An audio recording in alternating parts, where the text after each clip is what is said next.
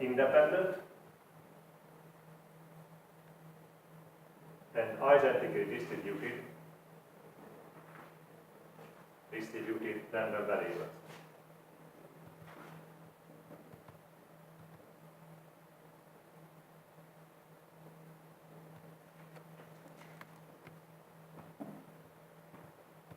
So in statistics, the observations are random.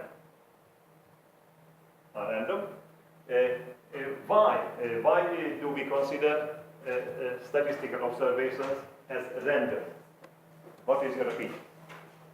For example, in the case of apples,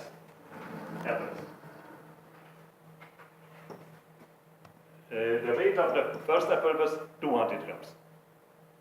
But because I chose that piece. If I choose another piece, then the weight will be something else. And my choice is random. I choose either this or this. I can choose any of the apples in the first container.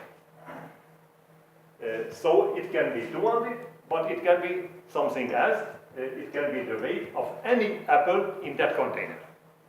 And I choose only a few of them. So the first weight can represent any weight and any apple in the first container. At the same time, here, y1 can represent any apple from the second container. So it is much better to consider that our sample is random. Distributed random variables.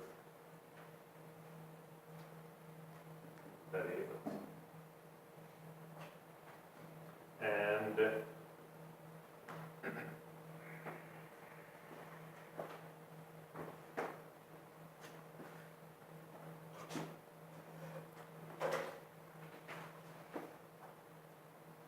sample realization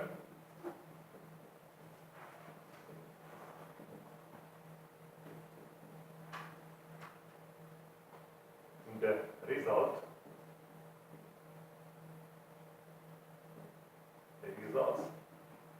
of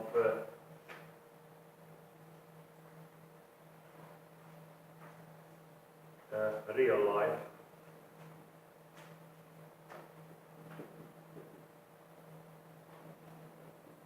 sampling. For example, x1 lowercase x1 is the value of this capital X1 at the case of certain elementary event. For example, in our case, it was 200. 250 was the second observation. It is just a realization of the second random variable, and so on. And here, this, it is x10. It is just a realization of our last random variable. So sample realization these are numbers. These are the numbers which are measured. But in the theory, our observations are random variables. What is the sample mean?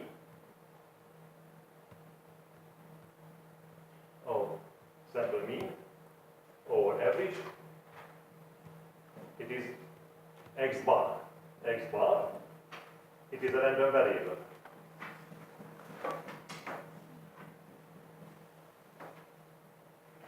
It is a random variable.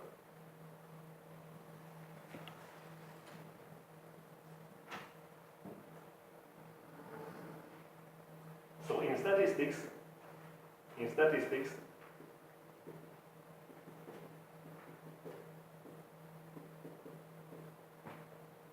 the parameters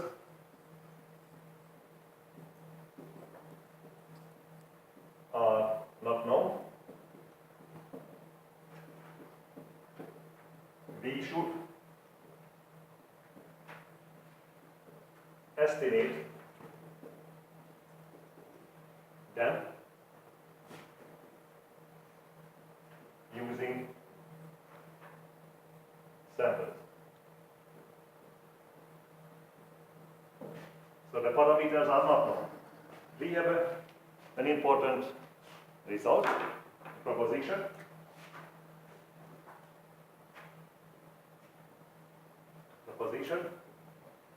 The sample mean x bar is an unbiased and consistent estimator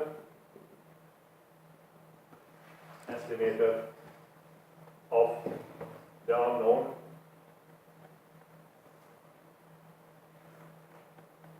mean. Unknown mean, that is expectation, which is denoted by M. So it is the proposition. So in statistics, the expectation or mean value is not known. We should estimate it using the sample mean. How to prove this theorem? First of all, we should know what is unbiased. Unbiased means the following. The expectation of the empirical mean is equal to M. So unbiased means that its expectation is the unknown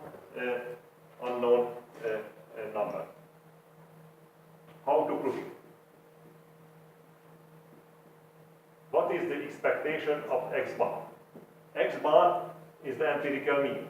It is x1 plus xn over n. We have already calculated this lesson, this expectation. It is x1 plus xn over n. Here exn, excuse me. These are all m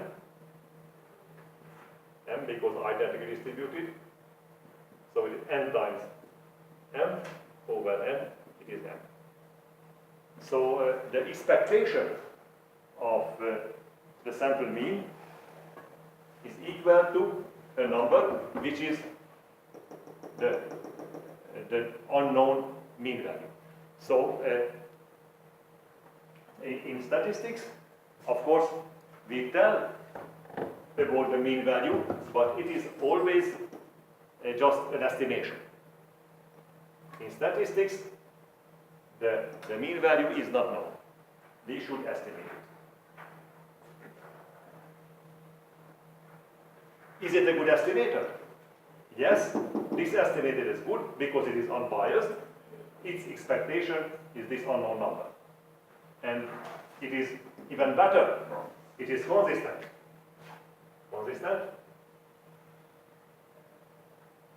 It means the following.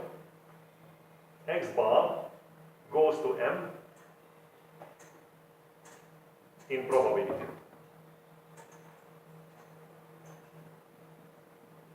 X bar goes to M in probability. So if we have a large sample, that the empirical mean is close to the unknown expectation. How to prove it?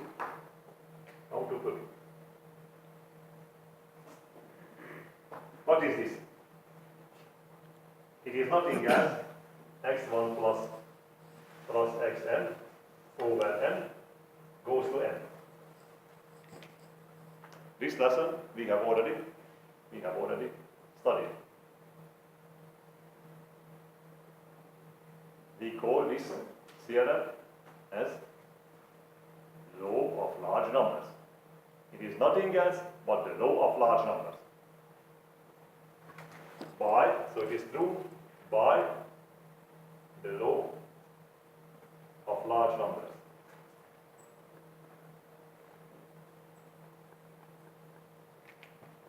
So if we use our knowledge in probability theory, then we can quite quickly obtain statistical theorems.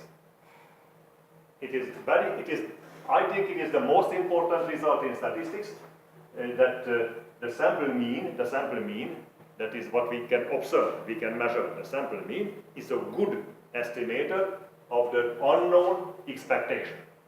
It is unbiased and it is consistent. Consistent means it converges to M.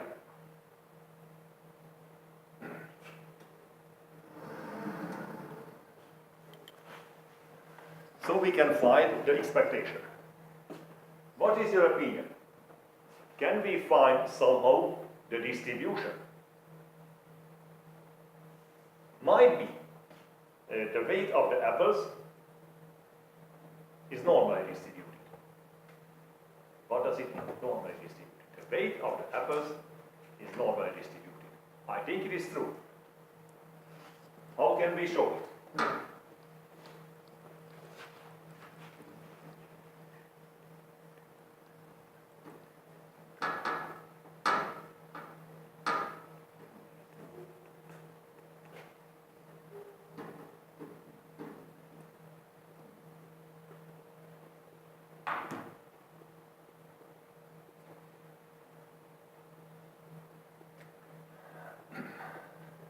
Something like that.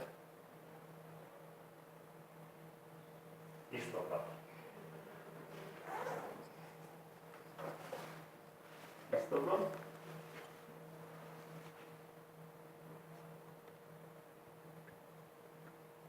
Is a column diagram. Column diagram. Assume we have these apples. X1,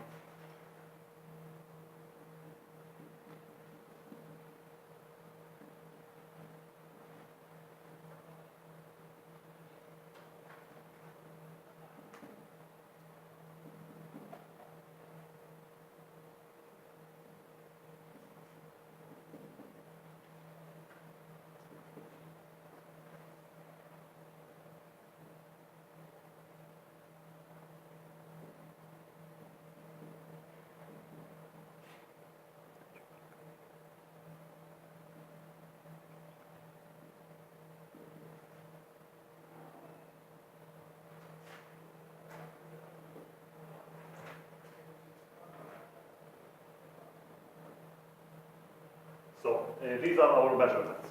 How to find the histogram?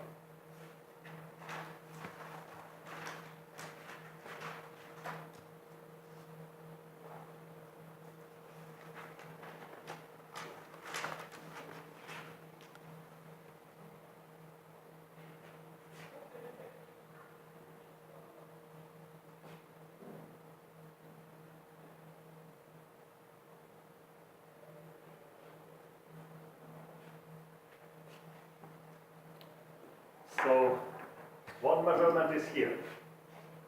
Here, x1. One measurement is here. It is x2. Excuse me, it is not good.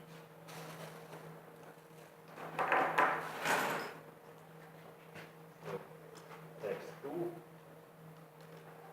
x1, x3, x4,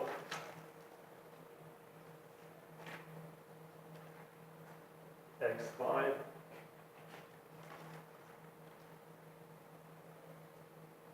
x6, oh, it should be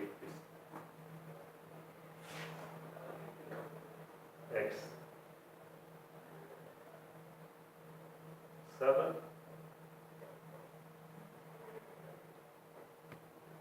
oh, there is no x7.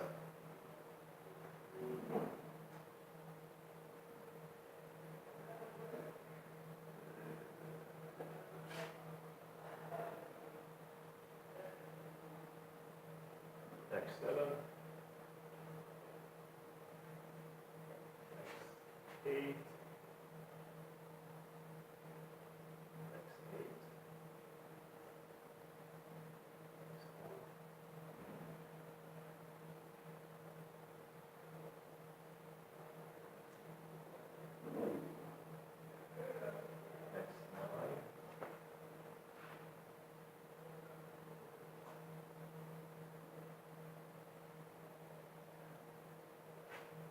extent. They are here. This. These are the points. How to find the histogram?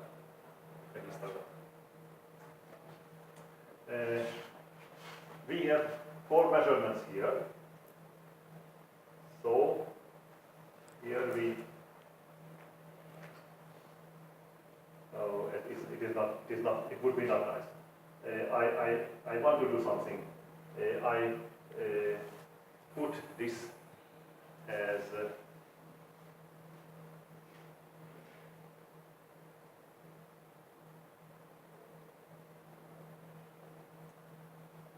it would be not nice, sorry.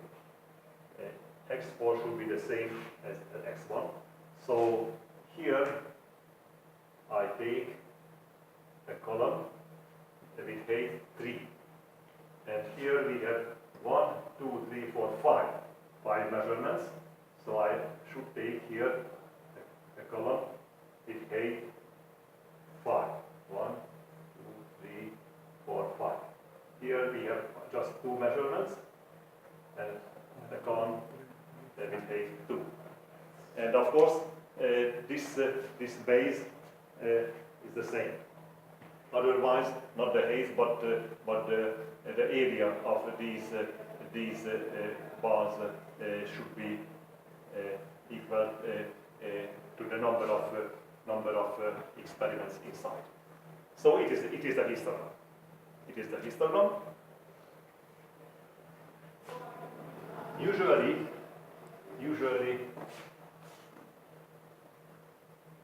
the area of a column should be equal the number of observations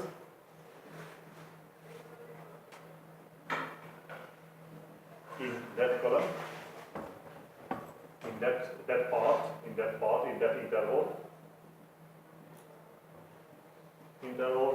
divided by number of all observations.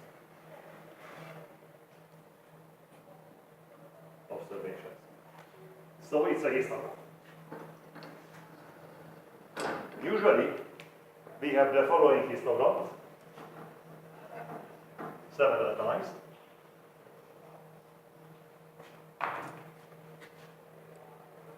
We have few measurements with small values.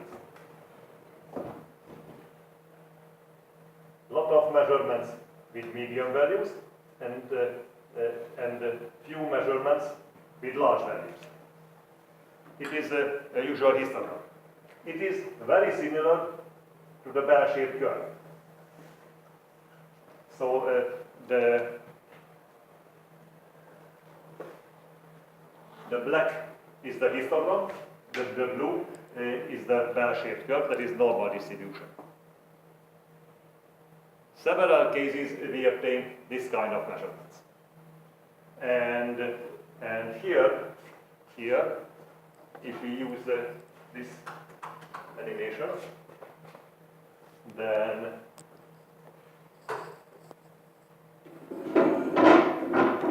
we shall see the histogram, not a real experiment, but generated random variables. So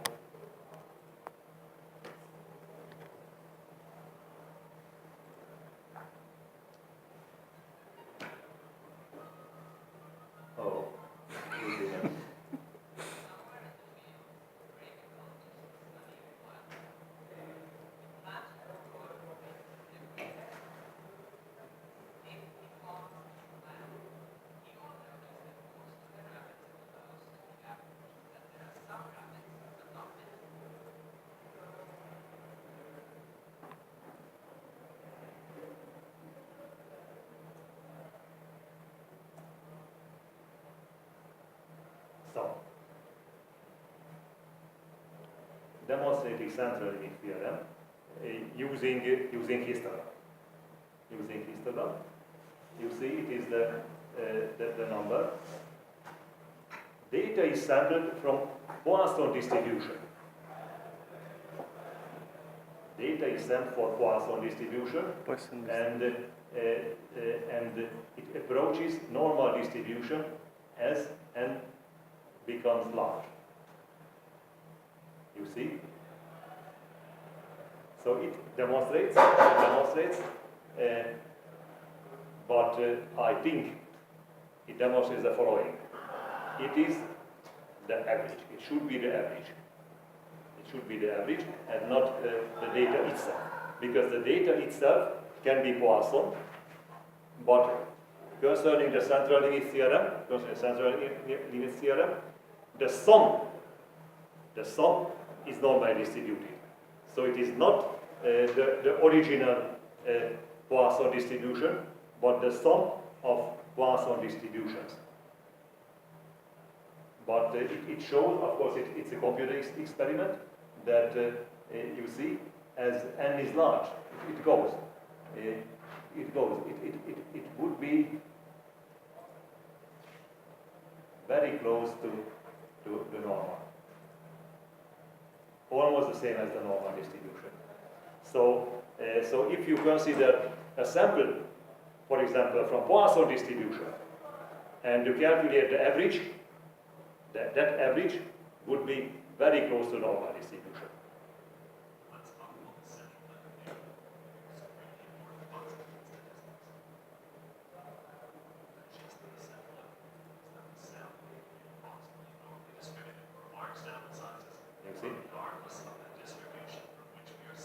Sample mean will be approximate Hobby distribution, regardless of the distribution from which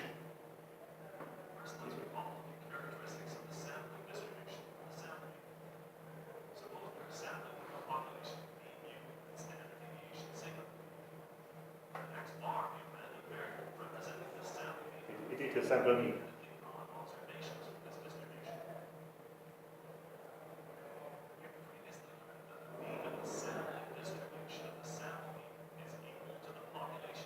Population mean, you see.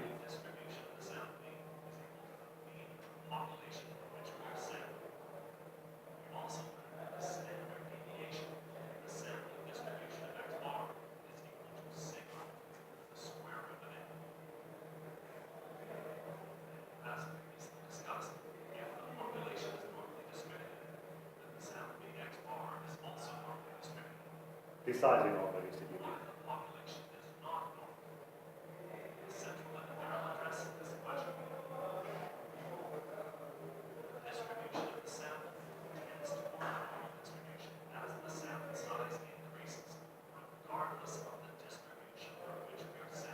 So it is a normal central limit theorem, and it concerns statistics. So thank you. The lesson is over. See you next week.